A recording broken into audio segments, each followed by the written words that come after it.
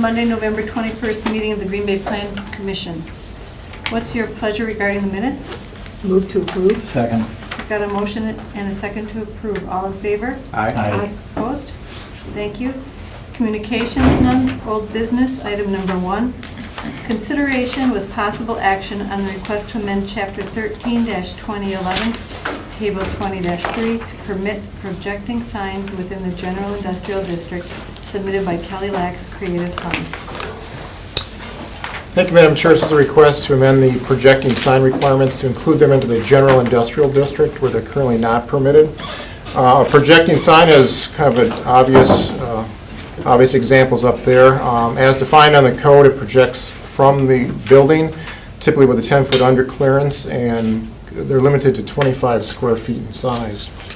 They're mainly limited in, we find a lot of them in the downtown district or the urbanized portion of the community. They're also allowed in C1, OR, I believe, and a few other districts as well. But they are excluded from the general industrial or the industrial districts themselves. So this request is to include a projecting sign, and this is an example of what's being proposed. This is a warehouse out on Bay Beach Road, and this is kind of the catalyst for the request. And you can kind of see here where the sign projects from the building at the corner right here. And this sign's, I think, roughly about 36 square feet in size, so this is a little bit larger than what's typically allowed for projecting sign. This is an example of the same warehouse looking from Quincy Street, and they already have received permission to put up a wall-mounted sign. So our concern with this is, staff is concerned about the sign clutter that typically comes with additional signage. Industrial properties typically don't need as much signage as commercial or other properties, for example, in the downtown area. So we are recommending denial of the request. Any questions? Yes, Commissioner Bremer. I wanted to be clear about where the projecting signing is allowed and where not. Your briefing says that it's allowed in office residential and general commercial and neighborhood center, traditional neighborhood and public institutional, and that also the highway commercial and community center commercial were added a couple years back. Mm-hmm. Does that mean basically it's just general industrial and light industrial that's left without that? There are 3 districts in the industrial category. General industrial is the heavy one, light industrial, and business park. And So there's- business park. Right. So, And all of those prohibit correct. the projecting signs, so it's not just this particular location. Right. So any change to the code would be district-wide. Would be district-wide. And the concern is to protect those areas from clutter, basically. Right, there are other signage options for commercial properties. There are ground-mounted signs, pylon signs, wall signs that are allowed as well, temporary signs. So there are other mechanisms to advertise. We just feel that the projecting sign is better suited for more urbanized areas or commercial districts. I live fairly close to here, and I was surprised, frankly, that they would be making the request because this wall sign, which faces Quincy Street, is, or it runs along, on the side that is on Quincy Street, is so good looking, and it could so easily be repeated on the other side that runs along Bay Beach. Bay Beach, yes. But I must say, I really like the design of their projecting sign. I wish it were permitted in that sense. It has a nice, clean, professional look. Sure. So I was impressed by that, but I understand the concern with clutter and certainly support that. Are there other questions? Thank you, Paul. We do have the petitioner here, please. Todd? I'm Todd. Would you like to speak? Sure.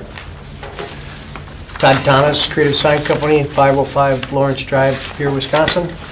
Kind of a unique property in that where it's located and where it's set back. And in this particular instance, where we mounted the flag-mounted sign, it's a little bit more tricky. This is kind of their corporate star, so to speak.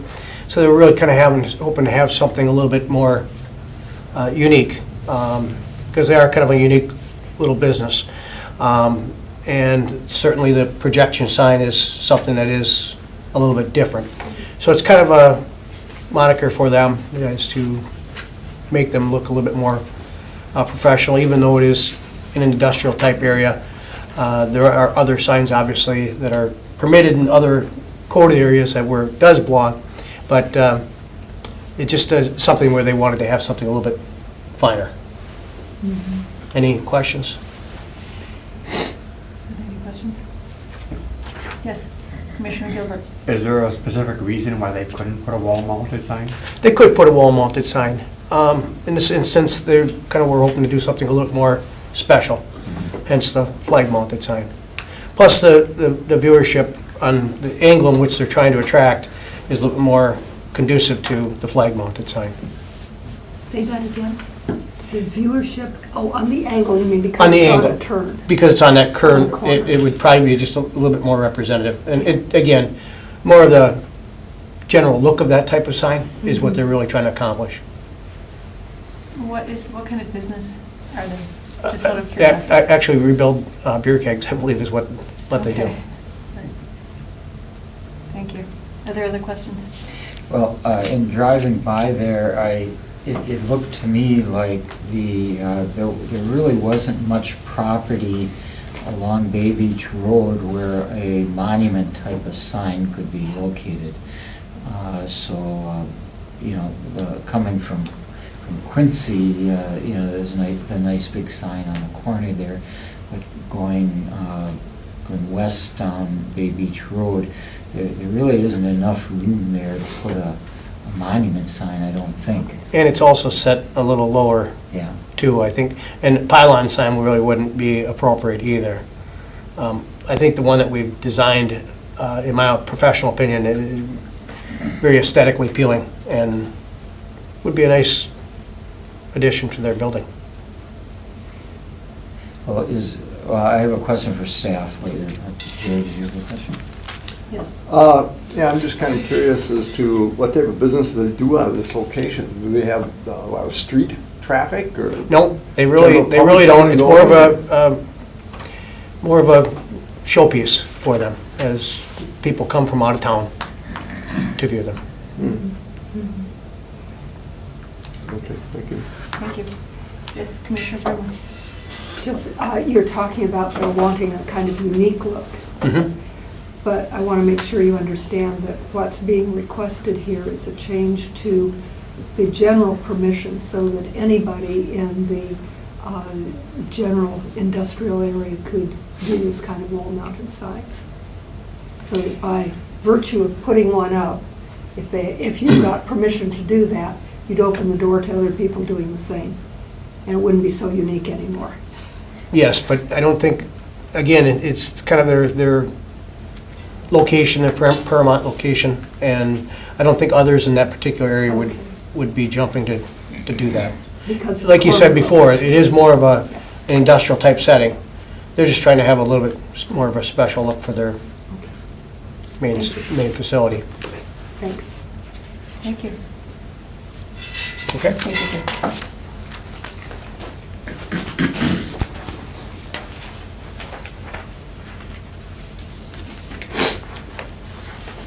Is there any discussion?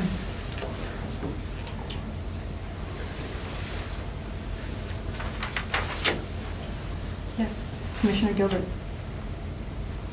While I agree that projecting sign would be unique and aesthetically pleasing, I don't know that it would warrant changing the designation to do that. I think it would set a precedent that we may want to rethink. So I'm going to vote denial on this request. Second. So we've got a motion and a second for denial. Is there any other discussion? Well, I guess I wanted to ask our staff about it. Do we have to change the whole ordinance, or is there some other way to accommodate a single request? It's not a candidate for a variance. The only change would be to amend the ordinance, and it'd be difficult to amend the ordinance for one particular property. So it's the district is the best we can do, or as close as we can get. If it was a dimensional issue, then that would be the Board of Appeals. This is more like a use issue, which clearly states in the code that projecting signs are not permitted, so it's not an item for variance.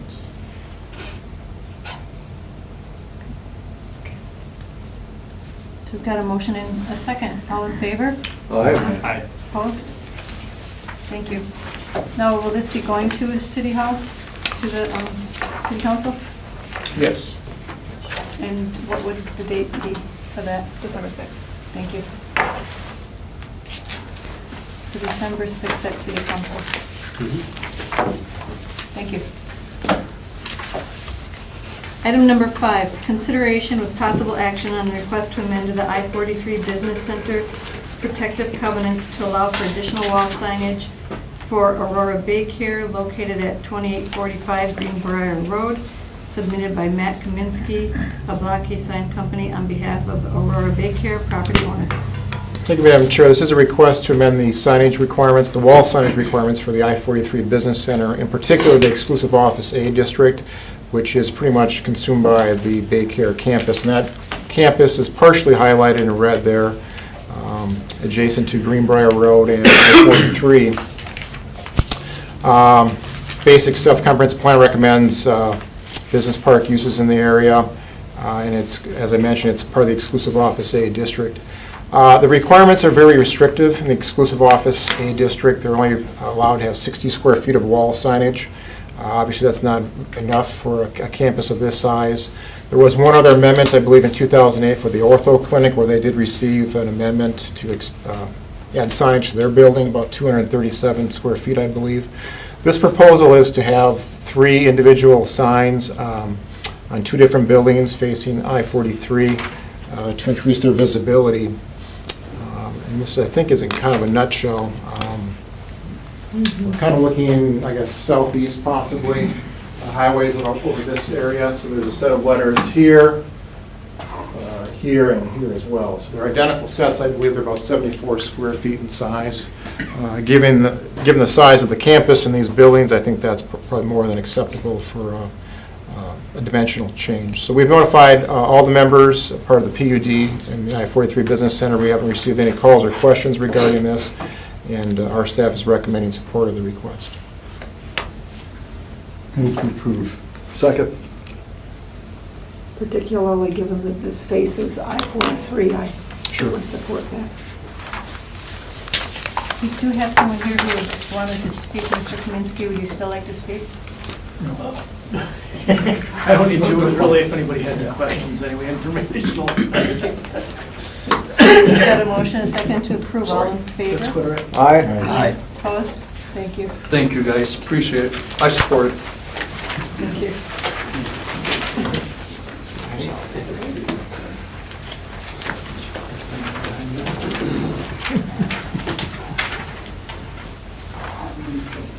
All right, item number 2, consideration with possible action on request for conditional use permit for a drive-through restaurant at 2230 Main Street, submitted by Corey Wallace, Chet Wessenberg, Architect LLC.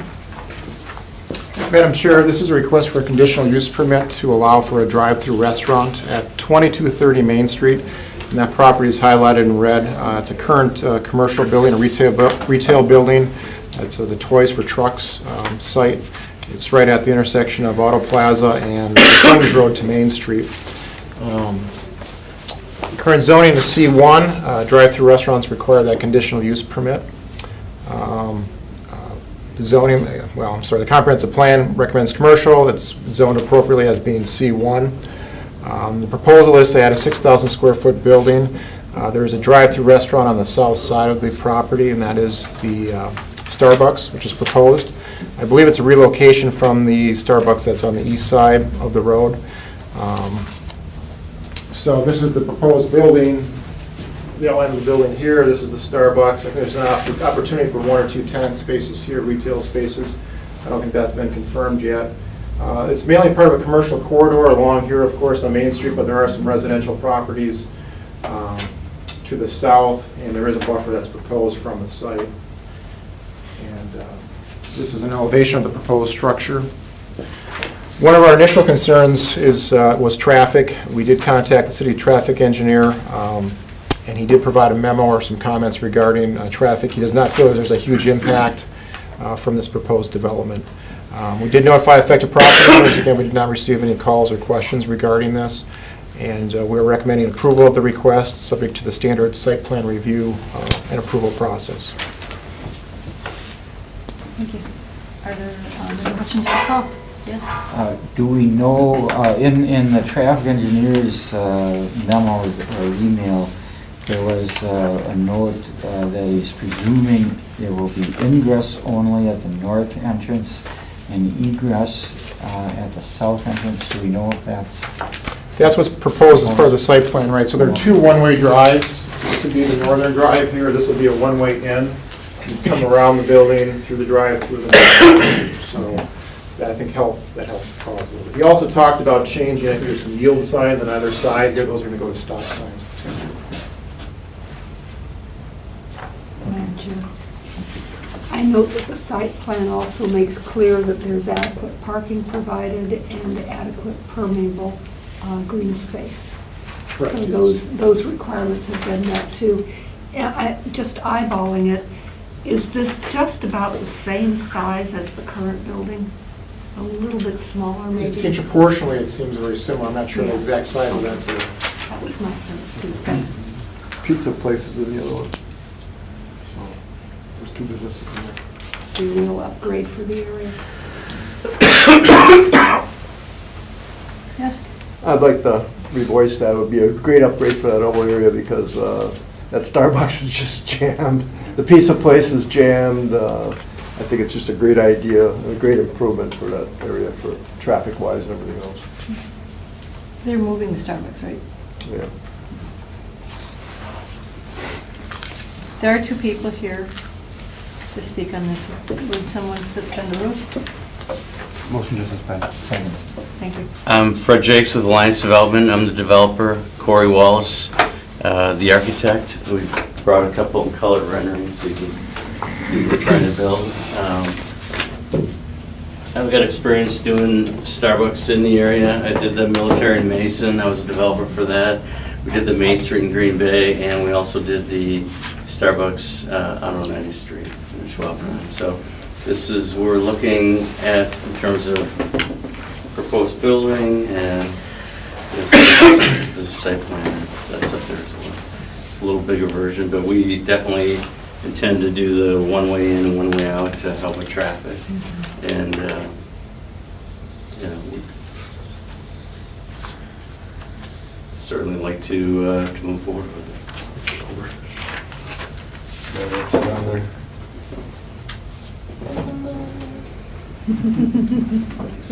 That's why you're the architect.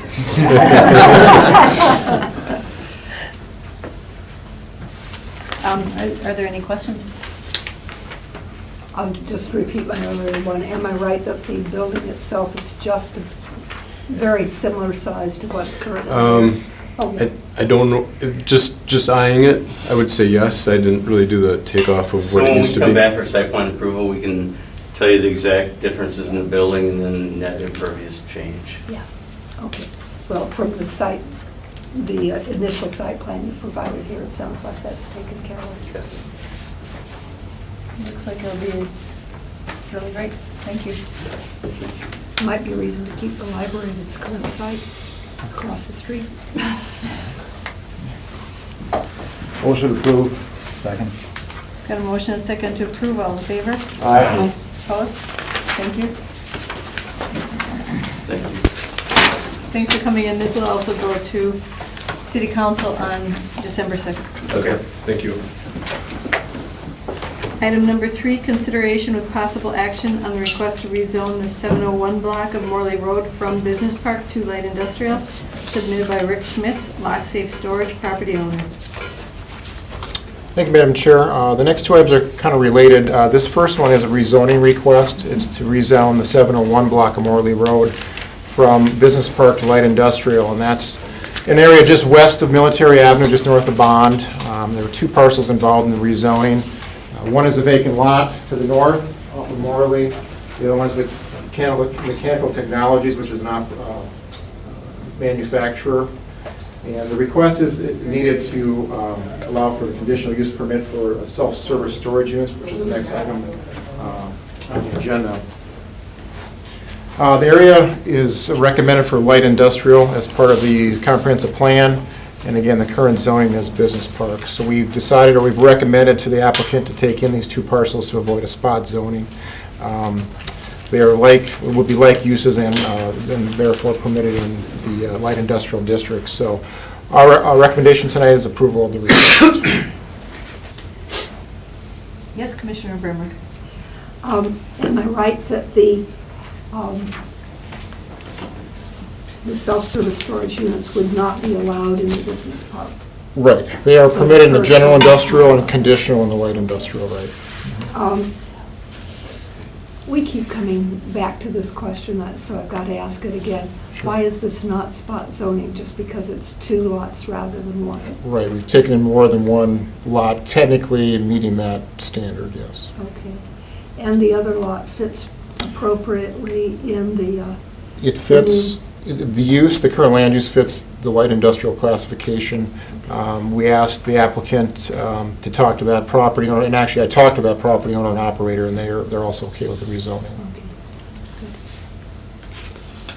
Are there other questions for Paul? Thank you. We do have people here to speak. We need to suspend the rules. So moved. Second. Thank you. Trina, is that correct? Olson? Yes. I didn't want to speak. Okay, thank you. I will. All right, and you must be Jennifer Olson. Yes. I live at 1736 Bond Street, and I'm a little concerned about the noise that's already present in our neighborhood from the wood, storage area that seems to be back behind our home. And I'm also concerned regarding how much more noise could possibly come from rezoning this from business park to light industrial, because I'm not even really sure what light industrial means, and will that open it up in the future to have other businesses move in there? I would like some explanation as to what exactly all that means.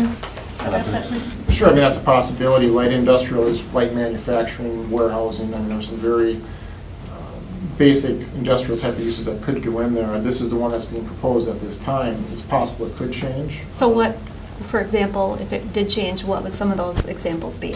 I think the neighbor to the south is a perfect example. It's a light manufacturing. They do piping, fabricating, so it could be something like that. It's limited production processing typically. It's not a heavy industrial use. We might get the noise and the outdoor storage and so forth. Mm-hmm. Okay. Because what's behind our house right now is outdoor storage, It's and much they're different, right? And they're that- back there at night hammering, and we can Yeah. hear them through in our bedroom at night. So. And those uses are more expensive than what's currently allowed in the business park district, so this is kind of a way to maybe better corral some of those future uses potentially. So it's better than in a general industrial, it's more of in between being the light industrial. But right now it's business park? It is business park. Okay, so going to light industrial would afford the opportunity in the future for somebody to move in there and make more noise? It would be a more intensive use potentially.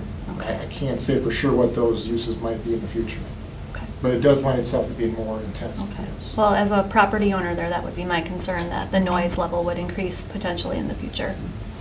Thank Would you be so good as to show us where you live Sure. and where the current noise is coming from? Sure. I believe our house is right here, and the noise we're getting is coming from right here. Okay, which is in the business Pretty park. consistently. Yeah. So your light industrial is actually, It's already occurring. right, but it's occurring in the business park area, and we're Mhm. talking about changing this from business park to the light industrial. Right. So it would, and you were saying, Paul, that the business park does permit this external work that is creating the noise source for her. The business park is the least, or is the most restrictive. The light industrial would be another step, being less restrictive and then to the general industrial. I think the So- problem is you have an operator who's probably taking a piece of property that's maybe non-conforming and is probably operating above the current zoning of the business park. What is a way that she might pursue her concern? It sounds like there might be a noise ordinance issue here. Right, I think it's more of a complaint-based issue than it is a zoning issue per se. So who should she call? You could contact our department, I mean, you could file a complaint, and we could, follow up with one of our inspectors. Okay. What phone number, what?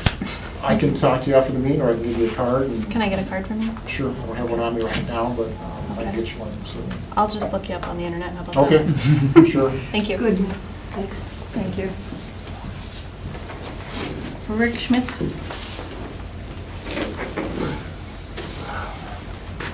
I'm Rick Schmitz, owner of Block Safe Storage. Just to meet her concern, it's storage. People come and go, put their things in. It's not noisy at all. As far as traffic, there'd be no adverse effect on it. Just a little bit to the east, you'll see we have 335 units at that location again, and the reason for the rezoning on this, it allows us to be able to service larger style units. We get calls consistently regarding 300 to 600 foot square storage units, and we can't offer that.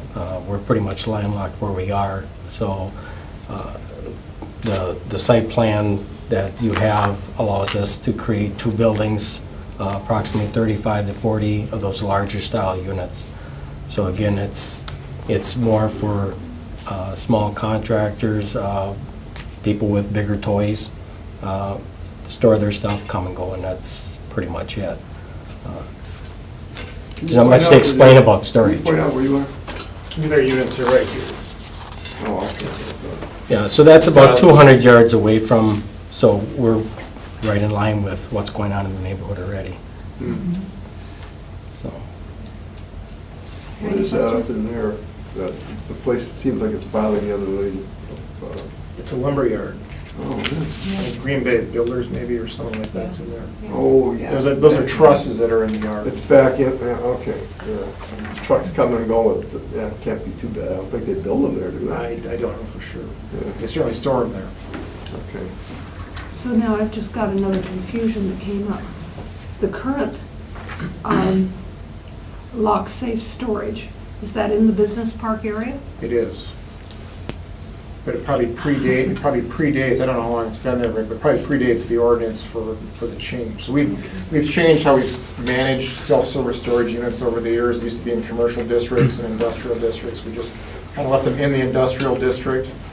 GI, they're permitted, LI, they're conditional. Those have been there 20, 30 years. we bought it in '02, and 6 of those buildings were there, and I know the 2 older ones, which are getting to the point where we have to improve those. I'm guessing early '80s that they've been there. So, We just appeared before this. I'm sorry? I think you already appeared before us when you went with the rest of them, a balance or something. There was something that we approved. and then- Well, Elizabeth and University. The Hoyda. The Hoyda Oh, site. yeah, I know, okay. Yeah. Yeah. That's Oh, in no, there was engineering right something else now. back here, So military, hopefully in a couple of weeks that military. we can bring it to the city, so. People are storing more and more, huh? We as Americans accumulate things apparently. I've So, noticed that. Just look at my basement, yeah.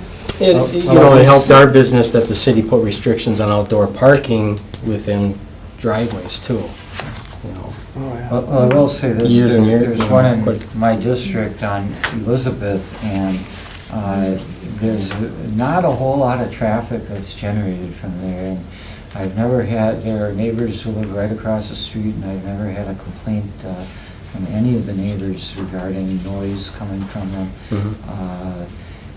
You know, I don't think there's late night traffic, at least what I've seen at 9. I suppose there could be. It's possible they have 24-hour access, but it One hasn't in my created an district, issue. at least, has not caused problems with the residents. It's been a very quiet use compared to other, type of industrial uses, manufacturing uses that could be there. This hasn't created a lot of problems. The noisiest part is just building them. After that, it's done. So. Anything else? Motion approved. Second. Got a motion and a second to approve, all in favor? Aye. Opposed? Thank you, and this too will go to City Council December 6th. Thank you. Rick, we got one more. Got one more. Oh, I'm sorry, the other, I'm sorry, two parts. Item number 4, consideration with possible action on the request for a conditional use permit for self-service storage warehouses at 711 Morley Road, submitted by Rick Schmitz, Lock Safe Storage property owner. So this is the second part of the request. This is the conditional use permit part. So rezoning to light industrial would then facilitate the need for a conditional use permit. That's just limited to 711 Morley, and that's the 1.4 acre lot that's highlighted in yellow, this one right here. We've kind of gone through the zoning and comp plan stuff. This is kind of a conceptual site plan. Rick kind of alluded to it before. There are 2 larger end units, and there's one in the middle here that has garage doors on either side. This is Morley Road here. Obviously some green space and pavement to get in. I think it's approximately 74 units or so that are proposed. It's just kind of an oblique view of the area. Again, this is Morley Road here as you drive in. Larger units on the outside. And another perspective with the surrounding neighbors. So we've notified affected property owners. We haven't received many calls or any issues with this. We're recommending approval subject to the standard site plan review and approval that we typically do. If you would back up one, I'm just noting, particularly in light of the concern expressed about noise, that those larger units have access only on the interior of the plan. Right. It sounds like you're looking forward to a long-term quiet neighbor in that area.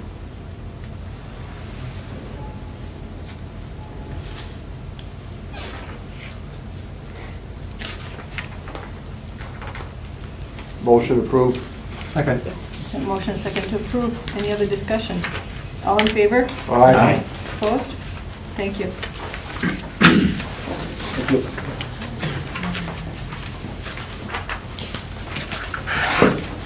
Item number 6, consideration with possible action on the request to declare city property surplus along North Norwood Avenue, submitted by the Department of Public Works. Thank you. This is a pretty straightforward request, as they usually are for surplus property. This is Norwood Avenue, which is bounded by Dowson and Hubbard. We have a very weird piece of property that's left over that the city currently owns as part of the vacation of a railroad. So this has already all been vacated and attached to the separate properties.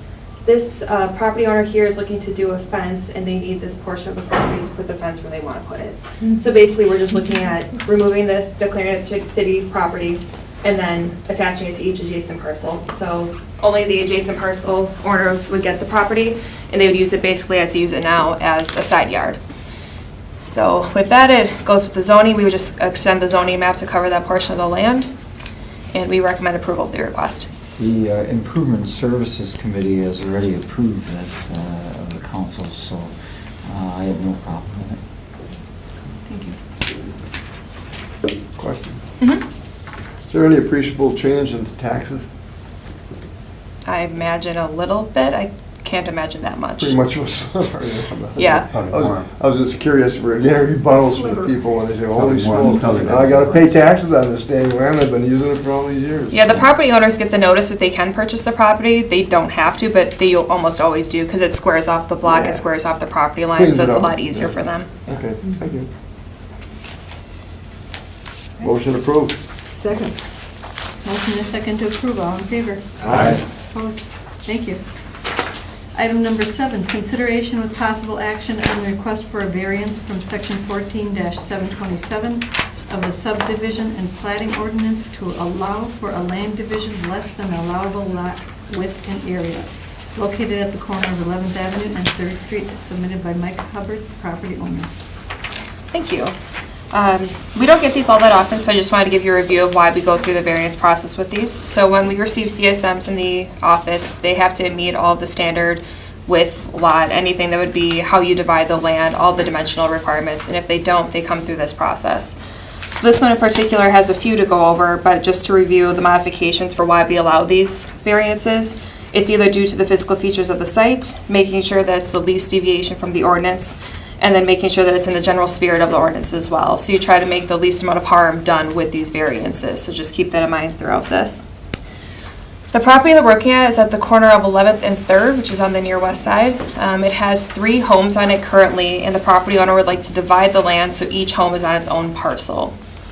So looking at it, comprehensive plan and zoning are agreeable to having the single-family homes. And this is a lot that we're looking at doing. So this would be proposed lot 1 here, 2, and 3. I did put the dimensions in your staff reports for what those would end up being. This one is too small area-wise, and it also is not wide enough for a lot. Lot 2 would be allowable by code, so that one doesn't have any problems. Then this lot is too small by area as well. So this lot alone needs 2 variances, and this lot would need 1. So 3 total variances required for this application. With that, they also had to go to the Board of Appeals tonight to get another set of variances for the setbacks because the buildings are too close to each other as they stand if you were to divide the lots.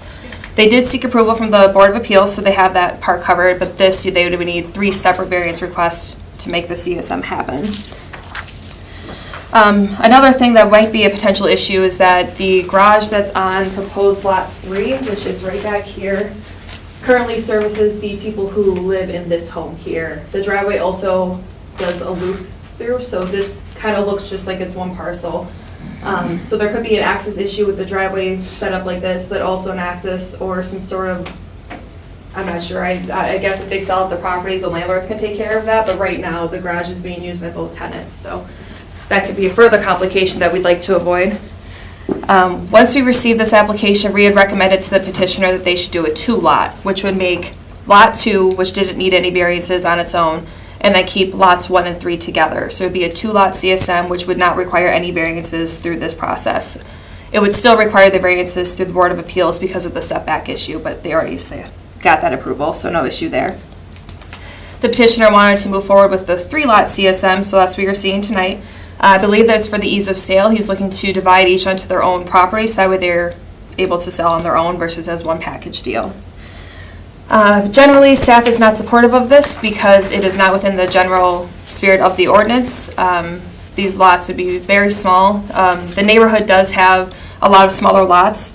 That is part of the requirement is that they have to be within the average area and width of the neighborhood, and they both are smaller than what they're supposed to be for the neighborhood, and one lot is too narrow for what's supposed to be in the neighborhood. So no matter how you look at the ordinance, you need a lot of variances to make this happen.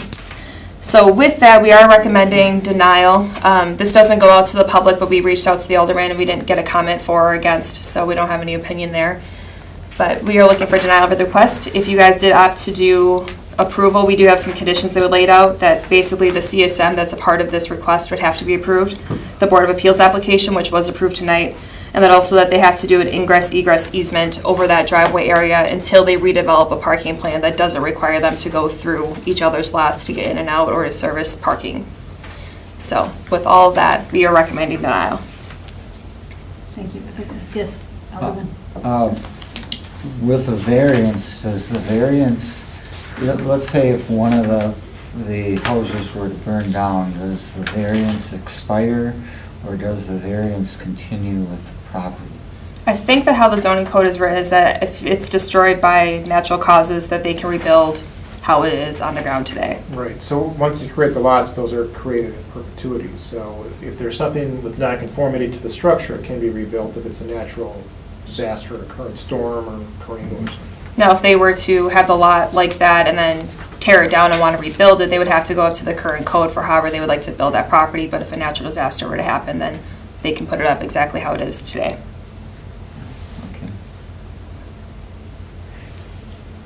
Other questions? Yes, Commissioner Rivers. As far as the current use, are these, the 2 lots at the top, are they both, no, let's see, the one on the, I found this very confusing as to north, south, east, and west.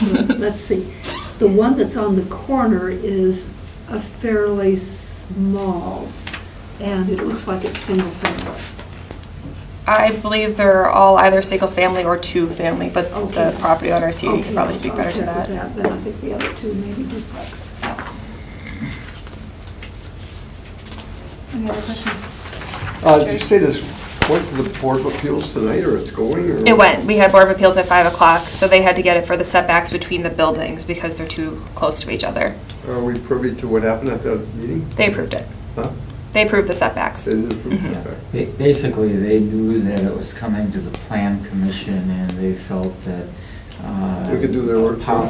Well, it's a policy issue for the plan commission, and, I think they understood the reality of the situation, that these three structures are there right now. And, I think also the point is that if it were requested today, to put three structures on one lot like that, it would not be approved. But fact of the matter is, they're there. They've probably been there 100 years. Yeah, and the planning staff is also agreeable that the setbacks isn't as big of an issue, but to have three separate variances for the CSM, which is, legal, it's state legalities versus city legalities, that it's a lot bigger of an issue to request three separate CSM variances versus a setback variance, which are done pretty commonly in the city. Are those two lots shared by the same family? No, I believe all three of them are separately occupied, Oh. but from what I understand, rental he probably has a lot more properties? information than I do on how they use it. Rental properties or own? I'm not sure yet, you'll have to ask the property owner. But there's no access to one of the lots if they're separated? The access remains, each lot has a driveway, but the driveway is shared between lots 1 and lots 3, so it's kind of got an L shape.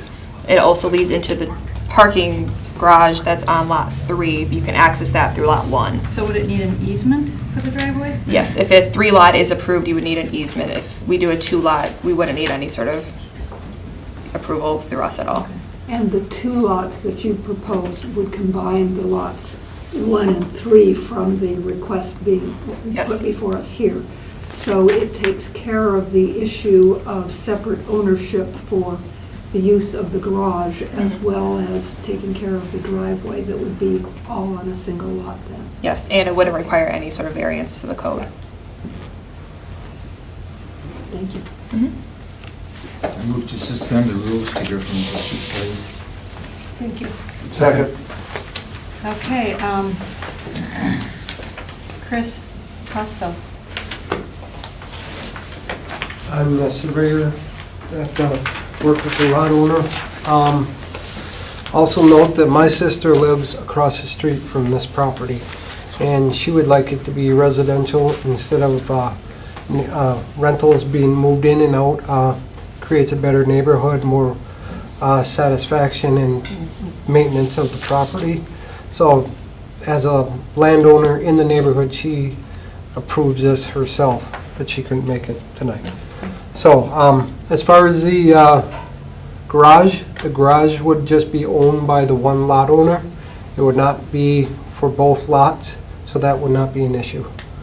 If there were another way to divide this to meet the rules better, we would, but we just couldn't come up with anything. The lots themselves, nothing would change except for where the property lines are in between them.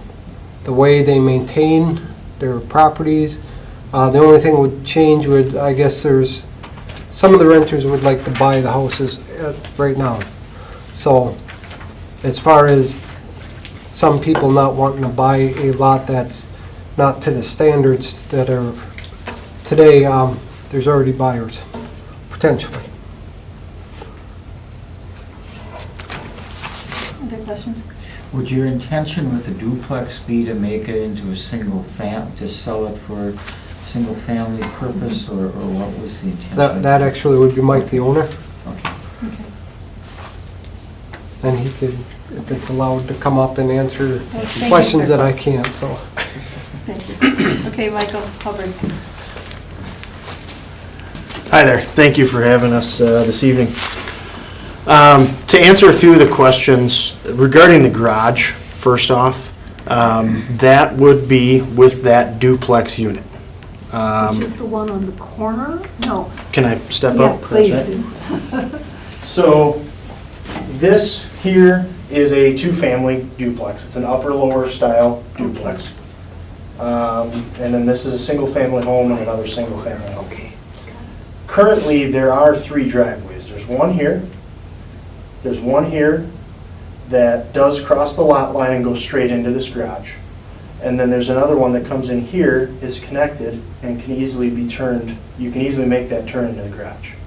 So there's no need for us to get into a variance to allow that person access to a garage, or this person, access through that driveway.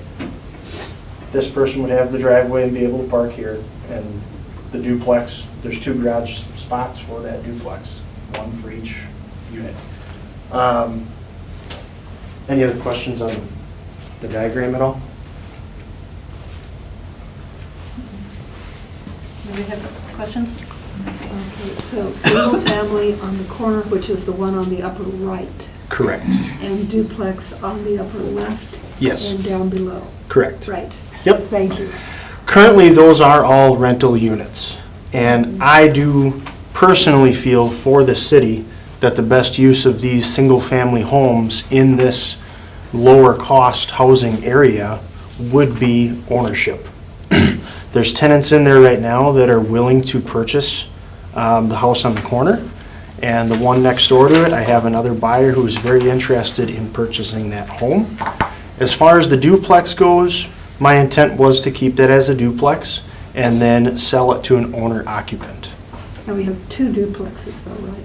Nope, 1 duplex on the top left, and then both on the right side are single-family homes. Okay, my mistake. Yeah, no problem. So that is what I feel is the best use of this property.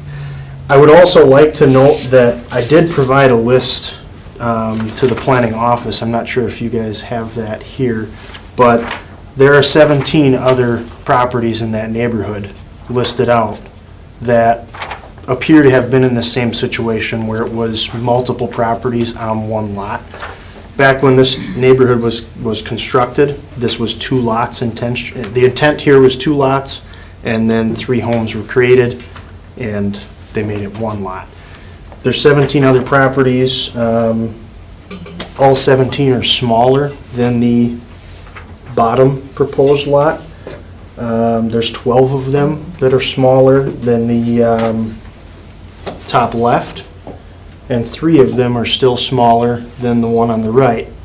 And we're talking within a 2-block radius. So this fits with the neighborhood.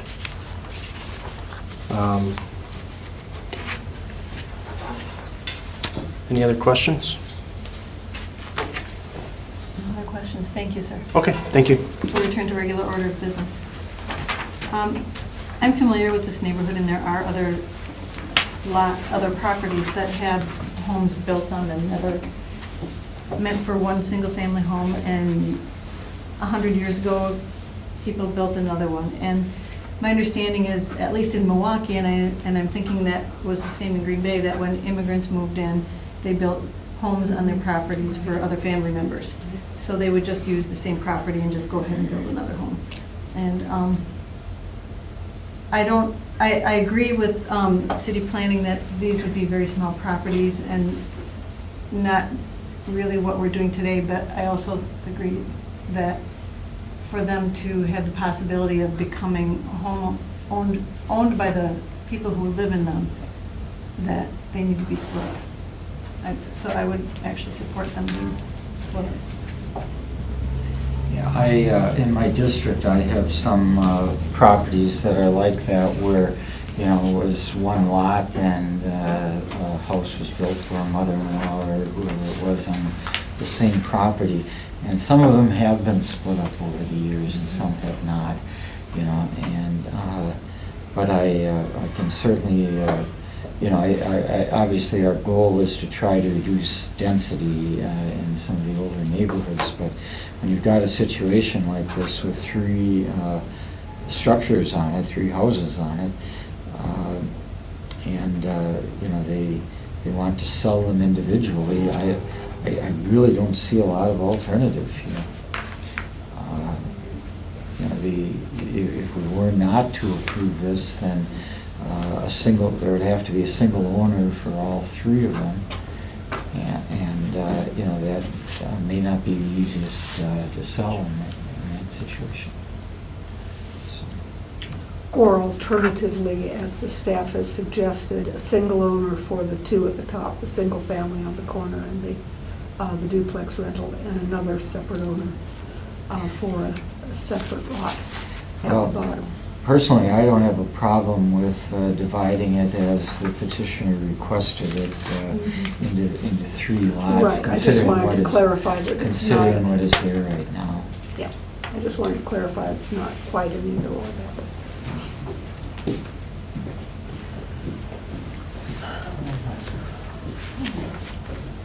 If I could just make a quick point. Creating the 3 lots would make it eligible for 3 individual sales, but it doesn't guarantee the long-term use of the property as owner occupied. Again, we don't regulate that, but you're right, taking that first step would, initially create that, but those could become rental properties, could become owner occupied properties forever. It's just, we don't know and we don't enforce it. So.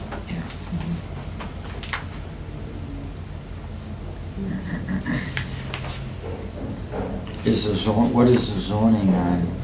I believe it's R1. The whole neighborhood is R1.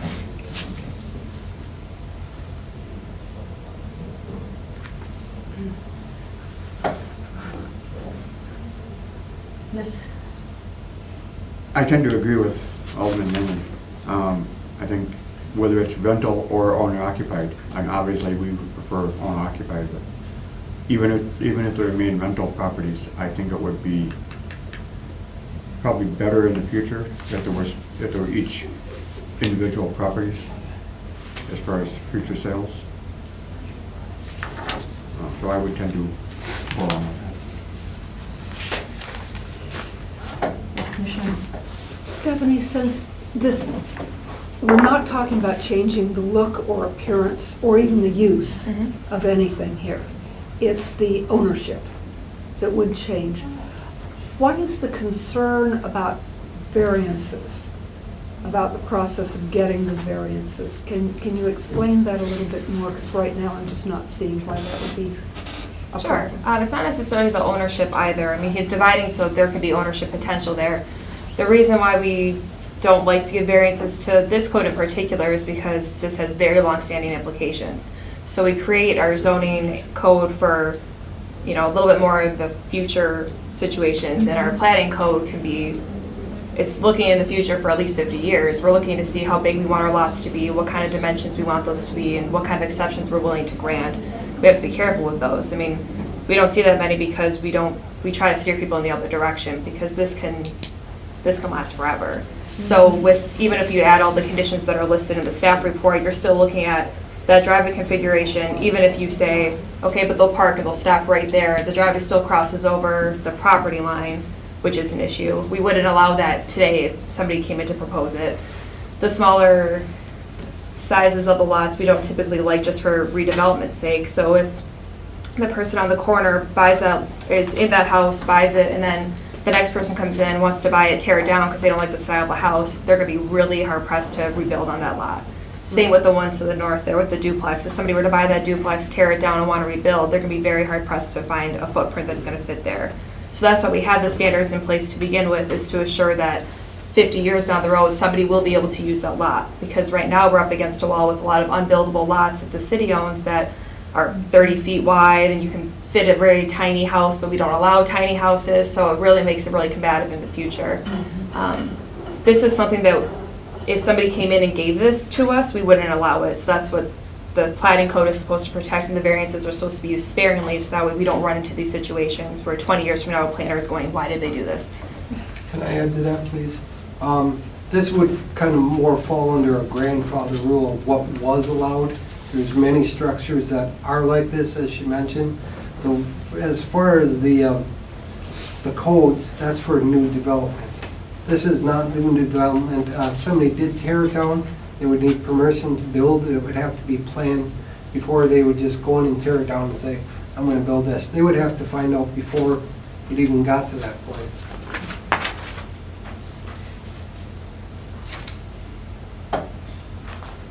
But would they? That's the only problem I have with that. There wouldn't, yeah. They're supposed to, but it doesn't mean they would. Well, to build anything new there, tear down and build anything new, you'd have to go through the variance process and site plan review process and all that. again, at that point.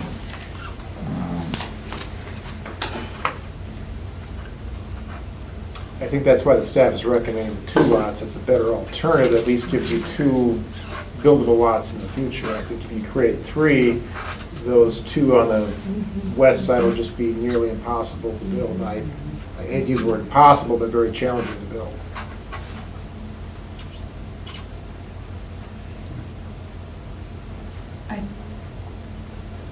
I can see that. I think that chances are nobody's going to tear those houses down and build something else there. It wouldn't fit the neighborhood, And- sorry. sorry, Wouldn't fit sir. the neighborhood, sorry. Sorry. And if they're both together, then it's most likely that they'll stay rentals. If they're all split up, they could still stay rentals, but it's the only path that I see for them to become homeowners. But this doesn't promise homeownership, I just want to make sure that's No. clear. Right, No. absolutely. They may never be owned and occupied by the homeowner. Or they But- may be for a while and then revert back to rentals. Yes. Yes, but I just, So I think the question is how to manage the land, basically. Again, like Stephanie's saying, we're managing for the future, whatever that is, 5, 10, 50 years. And again, I think if you create those 2 lots, you're not giving the ability to redevelop on those lots in the future, if or when that happens. unless somebody buys both. Right.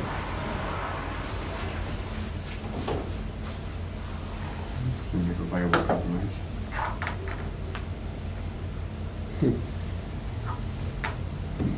Madam Chair? Yes. I guess kind of what really caught my eye when Stephanie was talking, we are looking at 2 lots here that would be right around 3,000 square feet, which to me, I think if these did get to 2 different owners, it just creates such a huge hurdle then later on to try to reconcile. I don't want to go too much into just guessing what's going to happen with ownership on them. I'd rather clean this up and make these 2 lots that are actually going to be much more usable going forward, in my opinion. I don't want to guess on what's going to happen, who's going to buy, who's not. I'd rather get the lots cleaned up to make them usable for long-term, in my opinion. So I would definitely support the, just two different parcels.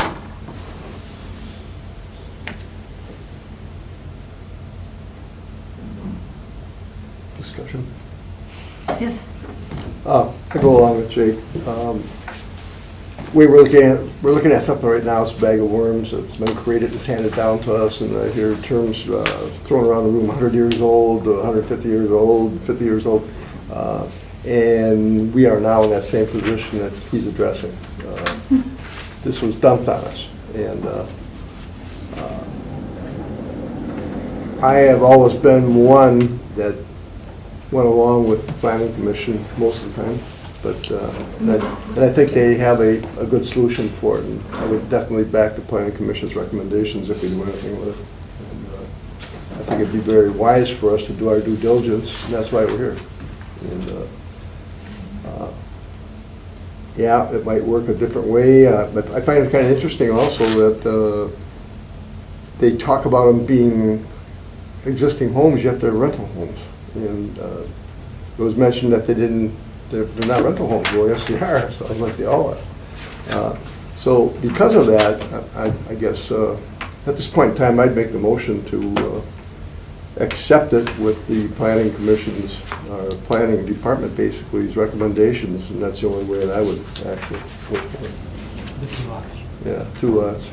I think that starts to clean it up. It gets us, down the line, somebody's gonna look at us and say, what the heck was wrong with them guys? They passed judgment on something that was 100 years old, and they made it worse, and now they dumped it on us. I mean, come on, So I think that would be to accept the recommendation that we deny the request, but specify that we would approve a request for the 2-lot Yes. alternative. And I'm worried about that driveway too. I mean, somebody today could say, hey, we're only gonna use the driveway. Well, how do we make that clear? There's gotta be a way of, I think you're probably spelling it out in all this verbiage you got here. You have that covered.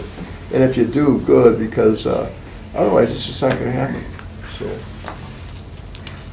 I would make that motion then to deny with the understanding that we would look favorably on a request for 2 lots. Yeah, that's what I, On a request for 2 lots, as suggested as an as proposed by the alternative planning by the department, yeah. department. That's what I was heading towards. And I actually still disagree because these neighborhoods are under a lot of stress from all of the rentals. And I think if we have an opportunity to have owner occupied rather than rentals, I would prefer to take that risk than to take the risk of keeping 2 of them on 1 lot. I think if they're both on 1 lot, they will be rentals in perpetuity. And there's gonna be 3 rentals if it continues on this path, we all know that. Mhm. It goes against everything that we're standing for here, so. Just clarify on the motion, just so we keep things germane. We should be up or down on this 3-lot CSM with no indication of how we'd vote on a future CSM. Right. So we do either approving or denying the 3 lots. Correct. And if you want to, even in your discussion, but that should not be part of the motion. It should be just Oh, I up, down on this. Okay, I'll make the motion to deny it then. I would second. They're free to come back, is that correct? With They something wouldn't that's need to with a different. 2-lot. Oh, come back with the They don't 2 need lot. any variances for a 2-lot CSM. Oh. So they'd be able to just handle that through administrative process. Oh, we will, oh, okay.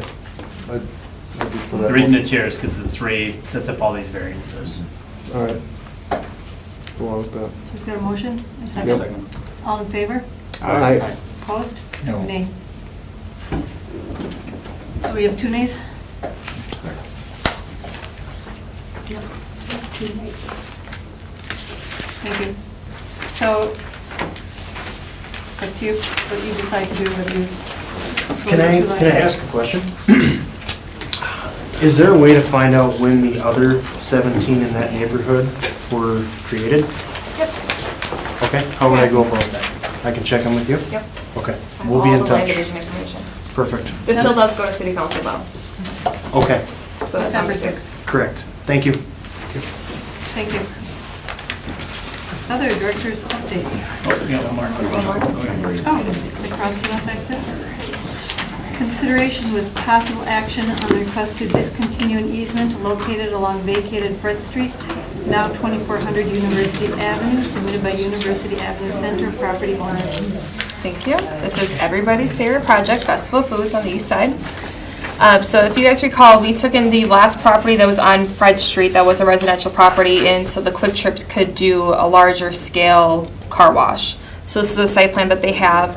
Through this process, they realized that there was still an easement left on the residential property that they had left over. So there is an existing tree planting easement, and on the original plant, they had a building setback easement, which we don't do anymore, but that was done when this was originally platted. So they are just asking to remove both of those things off of the plat, so that way they just have a clean lot that they can use as part of this redevelopment. So we don't have any objections. We sent this out to all the reviewing agencies, and they don't have any objections. So we are recommending approval with the condition that if they find any other easements, they would have to go through a separate process to remove those. It's in my district, so I'll move to approve.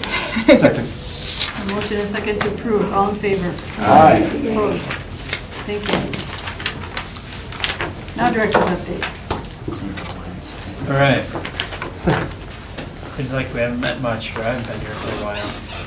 So just some updates from part of the Plan Commission, going back to your Monday, October 24th meeting, items that went to council on November 7th.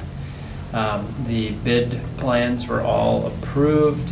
And then the conditional use permit for Dublin Street. I'm sorry, you guys tabled that, so it's still being held. Still hanging out there. And then the rezoning on Finger Road, because of the goofiness of council meetings, we're gonna have to kind of redo that process, at least at the council level. We didn't have a 30-day window between the comp plan readings, which is required by state statute. So we've talked with the applicant, and we're gonna start running those through again fresh. Actually, we will start in December.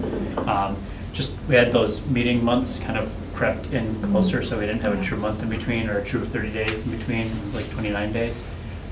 So we're just gonna be running through those through again. So if you don't see Finger Road or why that hasn't moved through yet, it's just a procedural thing. So we're gonna take that through again. that is the update on actions. Was there much discussion on the bid plans? No. Might I suggest that we do that every year, we go through the same thing almost every year with every one of them? The bid plans? Yes, Yes, all of them. yep. And we go down that whole list of things and everything. Might I suggest that we just ask for any glaring changes, or do we Okay. have to review the whole thing every time we go through it? Technically, by state statute, we have to approve the whole plan. Oh. We could work with the applicants just to clear up and just, maybe. Maybe just the highlight some, presentations yeah. a little more succinct. Okay. Sure. Because they're all doing a heck of a job, and we're all for everything they're doing and everything, and I never really see anything really glaring. Sure, and it's tied into state statute because they have the ability to tax. They are required to have kind of that check with the authority in terms of us getting their approval, so, but yeah, we can work on that. Understand, okay, thank you. Jerry, are you asking for something even more brief than what they Well, presented here last yeah, time? any drastic changes or additions, skim over the other stuff. Well, it seemed to me that that was They what pretty they well were. did that, but the Yeah, same that's token, what I thought, man, well, how many times have we looked at them? I've been looking at them for 10 years now. Yeah. Nothing seems like it changes, and it's always good. And, Yeah, it sure is. yeah, I think we can lighten up the load a little bit somehow, shape or form. There's always room for improvement. Thank you. For informational purposes, the Finance Committee tomorrow is reviewing a proposal for Airbnb whereby they would, I don't know all the detail, maybe you know more than I do, Kevin, but basically whereby Airbnb would collect the room tax for anyone that rents a property through their site. Yeah, so just staff level administratively, Airbnb actually kind of reached out to us in order, they want to be a good partner in the community, and so they would work to basically collect room tax on our behalf. So when a client or user went in and booked through Airbnb, it would just be added onto the taxes and fees, and then, work out the logistics. Airbnb would take those, track those, and then submit those, to the taxing jurisdiction, to the city. What would that do to the rest of the procedure that we established? I mean, that gets the tax.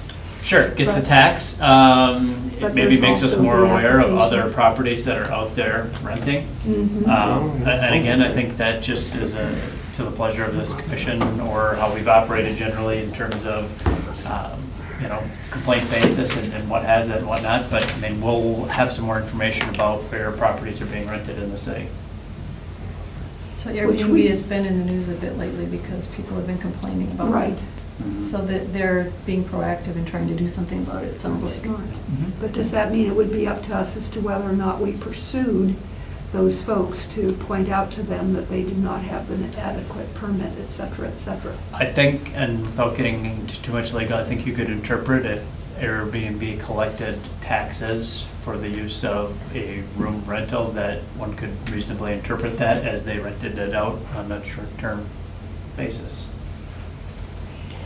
Legally, is that draw some flags?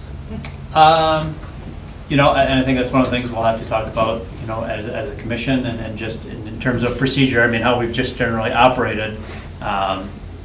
If generally we responded on a complaint basis for things, having knowledge of certain things. I guess we could, as staff, look at alternatives for direction, also talk with our legal staff in terms of how you want to move forward. I think there's two different types of uses we're talking about. Airbnb would include someone's primary residence and they happen to rent out a room. That's Check. exempt from the ordinance. Different from the Someone renting out short-term just, rental. right, someone renting out a house Thank you. on its own would then come under the short-term rental Thank you, requirements. Paul. so. I was confusing the two. And it may tell us who's renting through the Airbnb platform, but it doesn't necessarily tell us maybe what type of, we'd still have to do further investigation to figure out what type of rental it is. But it is knowledge that we have, and Right. we'll have, that'd be helpful. We don't currently have it. Yeah, I don't know if they're doing sales tax as well as room All tax. taxes. All taxes. So include our transit house? Yeah. It does. Okay, so that would be part of their responsibility. So it's important for us, like, just from a city perspective, we've talked about, I mean, you can be very selfish about it, but part of the money that goes into the Convention and Visitors Bureau to help promote our Sure. area, but it also goes into our convention center. Oh, And so that's money, if we weren't otherwise collecting, we're leaving on the table. great. Lisa actually did contact me, and I thought she copied Jessica in on that too, but she can't be here tonight. Correct. But Oh! she did That's the been her appropriate ghost thing and this whole contacted me. time. Yes. I want you to know that she didn't just blow it off. Okay. Thank you. Motion adjourned. Second. Motion and second to adjourn. Happy Thanksgiving, everyone. Yeah, happy Thanksgiving, everybody. Enjoy the cool weather. Yeah, what a drastic change. I'm still golfing last week. I was